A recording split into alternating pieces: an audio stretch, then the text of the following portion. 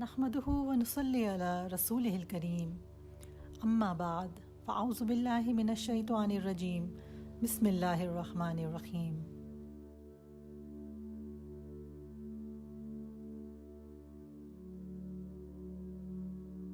السلام علیکم۔ آج ہم وضو کی حیرت انگیز حکمتوں کے بارے میں بات کریں گے۔ رب تعالیٰ پاک نفسوں کو دوست رکھتا ہے۔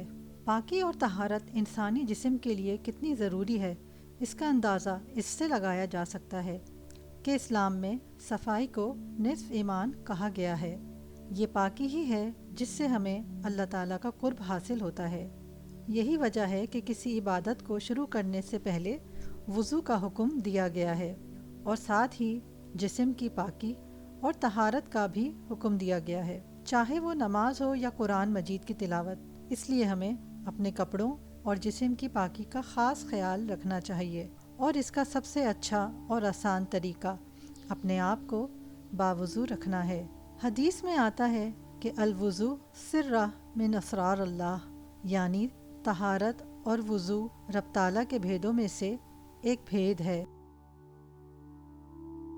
نماز جنت کی کنجی ہے، اور نماز کی کنجی وضو ہے۔ عارفوں کی شرح میں آتا ہے کہ جب آدمی باوضو سوتا ہے تو فرشتے اس کی جان عرش کے نیچے لے جاتے ہیں، اور حکم ہوتا ہے کہ اسے نوری خلعت پہنا دو۔ یہ ایک خاص قسم کا لباس ہے۔ جب وہ وہاں سجدہ کر چکتا ہے تو حکم ہوتا ہے اسے واپس لے جاؤ، کیونکہ یہ نیک بندہ ہے۔ اور جو شخص بے طہارت سوتا ہے اسے پہلے ہی آسمان سے واپس کر دیتے ہیں، اور کہتے ہیں کہ یہ اس لائق نہیں کہ اوپر لے جایا جائے۔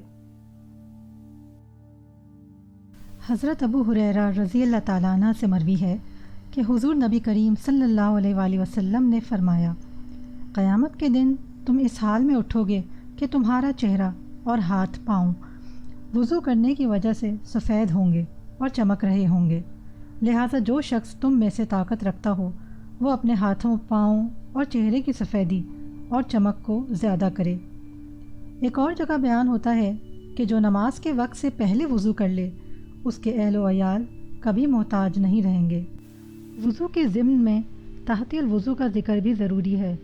مومن کو چاہیے کہ 2 رکعت تحت الوضو کے ادا کرے، اس طرح کہ دونوں رکعت میں الحمد کے بعد 3 مرتبہ سورہ اخلاص پڑھے۔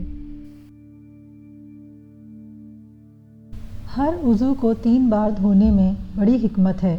پہلی مرتبہ دھونے سے جسم کی ظاہری صفائی ہوتی ہے، دوسری مرتبہ دھونے سے انسان پاکیزہ ہوتا ہے، اور تیسری مرتبہ دھونے سے جسم اور روح کی تطہیر ہو جاتی ہے۔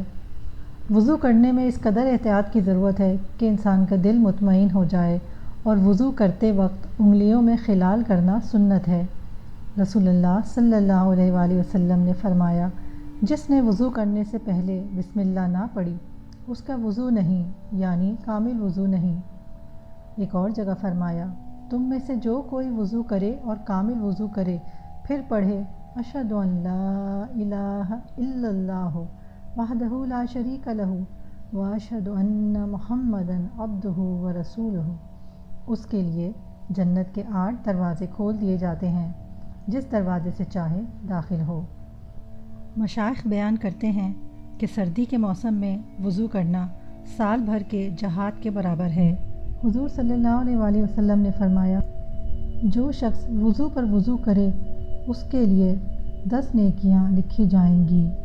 حضرت عائشہ رضی اللہ تعالیٰ عنہ نے فرمایا ہے کہ جناب نبی کریم صلی اللہ علیہ وآلہ وسلم اپنے پاس ایک کپڑا رکھتے تھے جس سے وضو کے بعد اعضاء کو خشک کر لیا کرتے تھے۔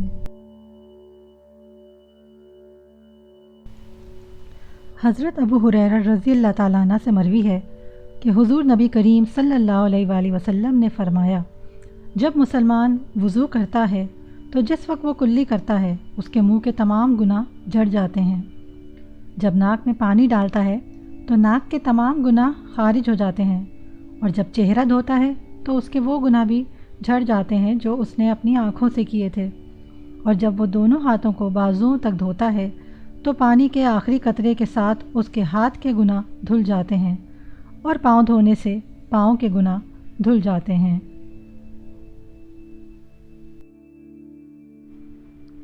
نماز اور عبادات کے علاوہ بھی بہت سے دوسرے کاموں کو سر انجام دینے سے پہلے وضو کرنا ضروری ہوتا ہے۔ اسی ضمن میں علماء نے وضو کی 4 اقسام بتائی ہیں۔ پہلی قسم ہے فرض۔ یہ ہر نماز کے لیے ہے، خواہ نماز فرض ہو یا واجب یا سنت و نفل ہو، سجدہ تلاوت کے لیے، قرآن شریف کو بلا غلاف چھونے کے لیے اور نماز جنازہ کے لیے۔ دوسری قسم ہے واجب۔ یہ کعبہ مکرمہ کے طواف کے لیے ضروری ہے۔ تیسری وضو کی قسم ہے جو سنت سے ثابت ہے، جیسے ہر رات کو باوضو سونا سنت رسول صلی اللہ علیہ وآلہ وسلم ہے اور اس کی اہمیت اور فضیلت بیان ہو چکی ہے۔ چوتھی وضو کی قسم ہے جو مستحب ہے، یعنی اگر ان موقعوں پر وضو کر لیا جائے تو ثواب بے حد ہے، اور اگر نہ کیا جائے تو کوئی حرج نہیں۔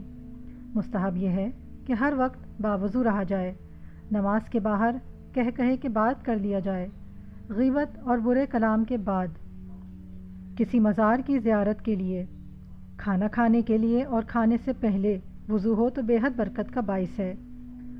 غسل میت کے لیے، اس کے بعد بھی وضو کر لے، زیارت قبور کے لیے، اذان و تکبیر کہنے کے لیے، علم دین کے وقت، دین کی کتابیں چھوتے وقت، جب اللہ کا ذکر کریں تو باوضو ہوں کیونکہ وہ پاک ہستی ہے، اور جب روضہ اطہر کی زیارت کریں۔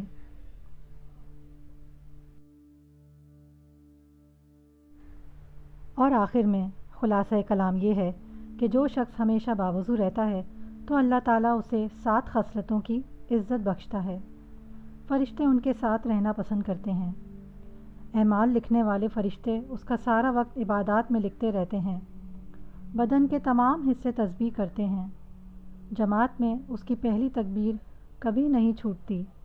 اللہ تعالیٰ اس کی برکت سے جان نکلنے کے وقت کی مشکل کو آسان فرماتا ہے، سبحان اللہ، اور جب تک وضو رہے وہ اللہ تعالیٰ کی امان میں رہتا ہے۔ امید ہے کہ آج سے ہم باوضو رہنے کی پابندی کریں گے۔ وما علینا الا البلاغ۔ اگر آپ کو یہ ویڈیو اچھی لگی ہے تو ویڈیو کے نیچے کامنٹ کر کے ضرور بتائیں۔ ویڈیو کو لائک کریں، اسے شیئر کریں اور سبسکرائب بٹن پر کلک کر کے اسلامک آور کو سبسکرائب کریں، اور ساتھ والے بیل آئیکن کو پریس کرنا مت بھولیے گا، کیونکہ اس سے آنے والی ہر نئی ویڈیو سب سے پہلے آپ تک پہنچے گی۔